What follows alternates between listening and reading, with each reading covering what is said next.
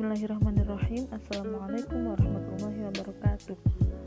Alhamdulillahirrahmanirrahim. Kita masih diberi kesempatan untuk melakukan pembelajaran ini oleh Allah Subhanahu wa Ta'ala dalam keadaan sehat walafiat, meski dalam keadaan virtual ini. Pada pertemuan lalu kita telah mempelajari tentang menghindari perilaku tercela dan beberapa macam-macamnya.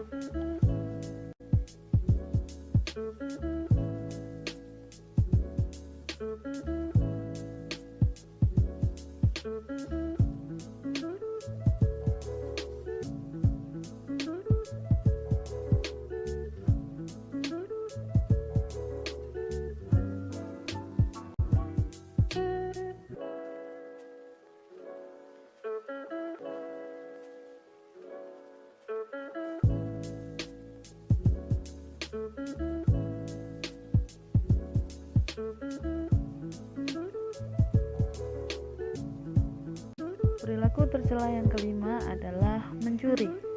Mencuri merupakan perbuatan mengambil barang atau sesuatu hak milik orang lain untuk dijadikan milik sendiri dengan cara yang tidak sah, baik menurut agama maupun adat.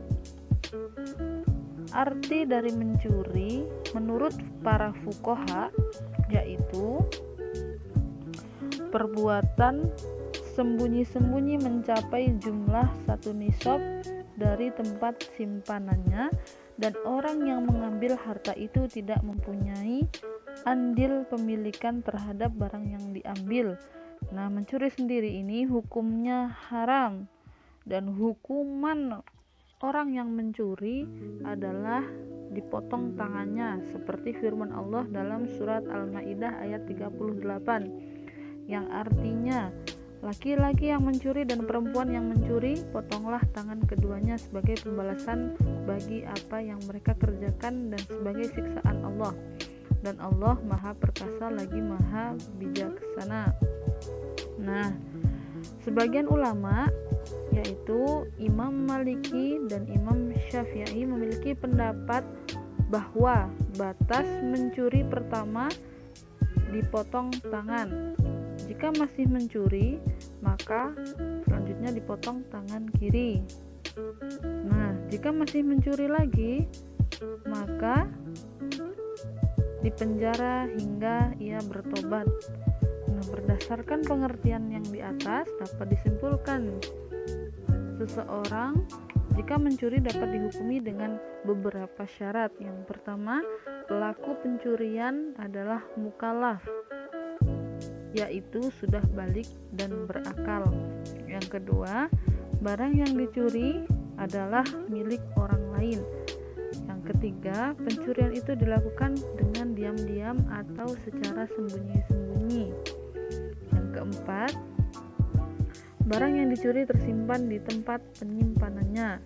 Selanjutnya, pelaku pencuri tidak memiliki andil kepemilikan terhadap barang yang dicuri. Yang terakhir, barang yang dicuri mencapai jumlah nisab. Berapa jumlah nisab itu? Ada 1/4 dinar dari 4,25 gram emas, 22 karat. Adapun dampak negatif dari perilaku mencuri adalah yang pertama, tidak terciptanya lingkungan yang aman. Selanjutnya, menyebabkan malas bekerja karena sudah merasakan enaknya mendapatkan harta yang tanpa bekerja keras. Selanjutnya, hilangnya perhatian terhadap kehalalan rezeki. Selanjutnya, mendapat cacian dan penghakiman dari masyarakat, memiliki arah hidup yang tidak jelas. Perbuatan tercela selanjutnya adalah judi. Dalam bahasa Arab, judi ini dikenal dengan istilah al-maisir yang memiliki arti taruhan. Nah, secara istilah, Judi merupakan suatu aktivitas yang direncanakan ataupun tidak dengan melakukan spekulasi atau rekayasa untuk mendapatkan kesenangan dengan menggunakan taruhan yang tidak dibenarkan. Nah, pada hakikatnya tidak ada sedikit pun manfaat bagi orang yang melakukan perjudian, bahkan bagi pelaku yang menang dalam perjudian, karena harta yang berasal dari perjudian tidak akan membawa keberkahan.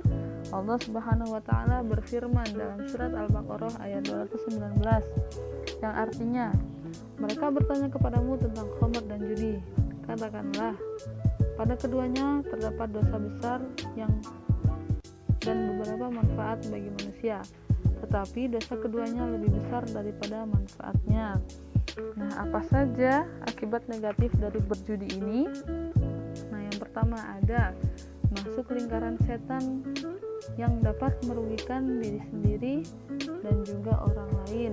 Selanjutnya, ada merugikan ekonomi. Karena apa? Karena ketidakpastian usaha yang dilakukan. Terus, menimbulkan permusuhan dan kedengkian. Selanjutnya, menyebabkan kelalaian terhadap melaksanakan kewajiban. Yang terakhir ada menutup kepekaan rasa manusiawi. Terima kasih atas perhatiannya. Wassalamualaikum warahmatullahi wabarakatuh. Selanjutnya ada perilaku tercela, yaitu korupsi. Nah, korupsi sendiri berasal dari kata roswah yang artinya busuk atau rusak. Korupsi ini juga termasuk dalam perilaku mencuri, tetapi dengan skala yang besar. Korupsi biasanya dilakukan oleh orang-orang yang memiliki jabatan tinggi dan mereka menyalahgunakan jabatan dan sama sekali tidak mempedulikan kondisi masyarakatnya. Karena korupsi ini biasanya dilakukan untuk kepentingan pribadi. Nah, adapun dampak negatif dari perilaku korupsi adalah yang pertama, hilangnya kepercayaan masyarakat. Yang kedua, menimbulkan kerusuhan. Yang ketiga, sulit mendapatkan surga. Yang keempat, memiliki sifat duniawi yang berlebihan karena tidak pernah merasa cukup dengan apa yang ia miliki. Terus mendapat cacian dan hinaan pada hari kiamat.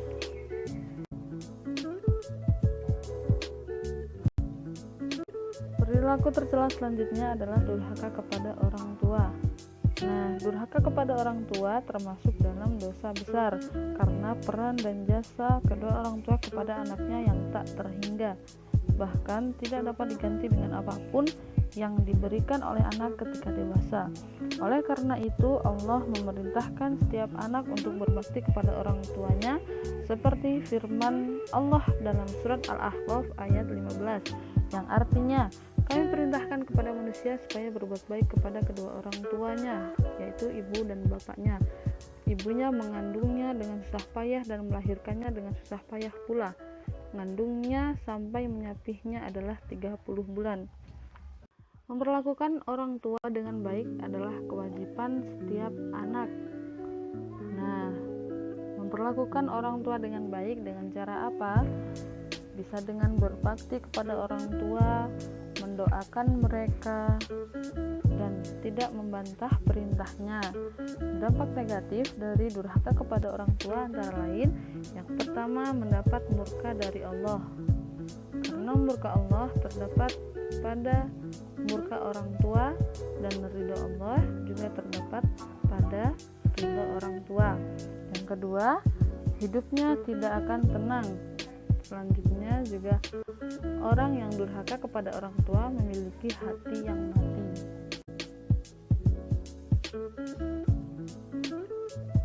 Perbuatan tercela yang ketiga adalah minum khamr. Khamr merupakan salah satu minuman beralkohol yang dibuat dari perasan anggur atau kurma yang diendapkan untuk beberapa waktu dalam suatu wadah khusus sehingga mengalami fermentasi dan perubahan rasa.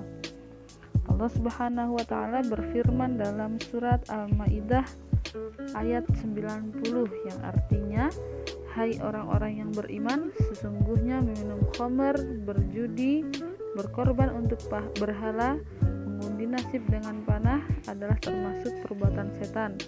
Maka jauhilah perbuatan-perbuatan itu agar kamu mendapat keberuntungan.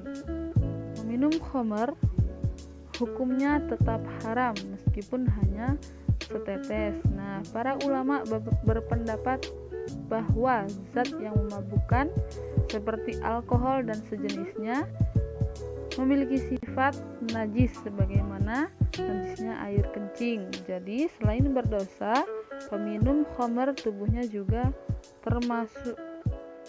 termasuk najis dan akan menimbulkan penyakit. Nah, hukuman bagi orang yang meminum khamar atau minuman keras adalah didera. Nah, menurut Imam Abu Hanifah, Imam Maliki, dan Imam Ahmad bin Hambal mendapat 80 kali pukulan. Nah, berdasarkan pada ijma' sahabat, Imam Asy-Syafi'i, Abu Daud, dan ulama berpendapat akan mendapatkan hukuman 40 kali pukulan. Selain memabukkan dan berbahaya bagi kesehatan, dampak negatif dari meminum khamar adalah menurunnya daya konsentrasi. Yang kedua, terdorong untuk melakukan perbuatan buruk lainnya. Selanjutnya, tidak diterima amal ibadahnya, juga menimbulkan berbagai macam penyakit, dan juga tidak diijabah doa-doanya. Perilaku tercela yang ketujuh adalah meninggalkan sholat.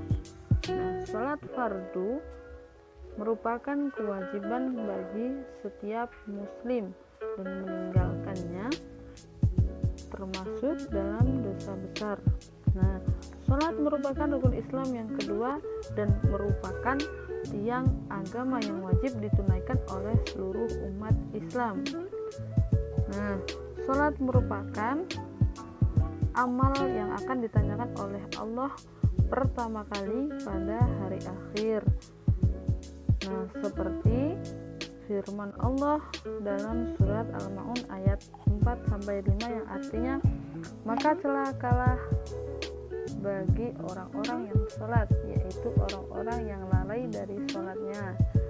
Nah, dampak negatif dari orang-orang yang meninggalkan sholat akan jauh hubungannya dengan Allah. Yang pertama ada rezekinya yang sempit. Yang kedua, kesulitan dalam menghadapi hidup. Hatinya selalu gelisah, menjadi orang yang sesat dan jauh dari hidayah Allah.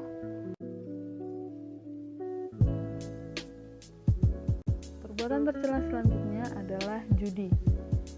Dalam bahasa Arab, judi ini dikenal dengan istilah al-maisir yang memiliki arti taruhan. Nah, secara istilah, judi merupakan suatu aktivitas yang direncanakan ataupun tidak dengan melakukan spekulasi atau rekayasa untuk mendapatkan kesenangan dengan menggunakan taruhan yang tidak dibenarkan. Nah, pada hakikatnya tidak ada sedikit pun manfaat bagi orang yang melakukan perjudian, bahkan bagi pelaku yang menang dalam perjudian, karena harta yang berasal dari perjudian tidak akan membawa keberkahan. Allah Subhanahu wa taala berfirman dalam surat Al-Baqarah ayat 219 yang artinya, mereka bertanya kepadamu tentang khamr dan judi. Katakanlah, pada keduanya terdapat dosa besar dan beberapa manfaat bagi manusia, tetapi dosa keduanya lebih besar daripada manfaatnya. Nah, apa saja akibat negatif dari berjudi ini? Nah, yang pertama ada masuk lingkaran setan yang dapat merugikan diri sendiri dan juga orang lain. Selanjutnya, ada merugikan ekonomi. Karena apa? Karena ketidakpastian usaha yang dilakukan. Terus, menimbulkan permusuhan dan kedengkian. Selanjutnya, menyebabkan kelalaian terhadap melaksanakan kewajiban. Yang terakhir ada menutup kepekaan rasa manusiawi. Terima kasih atas perhatiannya. Wassalamualaikum warahmatullahi wabarakatuh. Perilaku tercela yang ke-8 adalah memakan harta anak yatim. Rasulullah Shallallahu Alaihi Wasallam melarang Muslim untuk menyakiti anak yatim dan memakan harta mereka, karena Rasulullah Shallallahu Alaihi Wasallam sangat menyayangi anak yatim. Orang yang memakan harta anak yatim termasuk dalam perbuatan riba dan hukumnya haram serta akan mendapatkan dosa besar.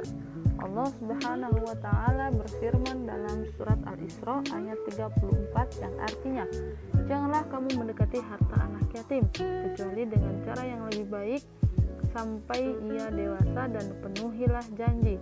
Sesungguhnya janji itu pasti bisa diminta pertanggungjawabannya. Nah, adapun dampak negatif dari memakan harta anak yatim antara lain, yang pertama, tergolong dalam orang-orang yang mendustakan agama. Yang kedua, memakan rezeki yang haram karena harta anak yatim bukan termasuk dalam haknya. Nah, yang ketiga, mendapatkan azab di dunia dan akhirat. Yang terakhir, dibenci oleh banyak orang.